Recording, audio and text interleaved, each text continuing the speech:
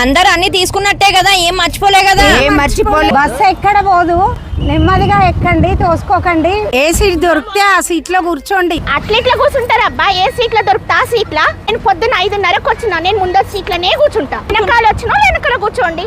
ఇదంతా కాదు కానీ నేను ఒక ఐడియా చెప్తా.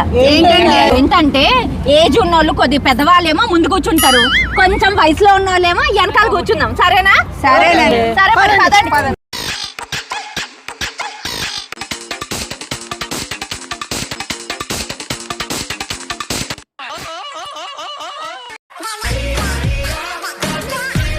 అదేంటండి ఫ్రంట్ సీట్లు అన్ని ఖాళీ పెట్టుకొని అందరు వెనక్కి కూర్చున్నారు?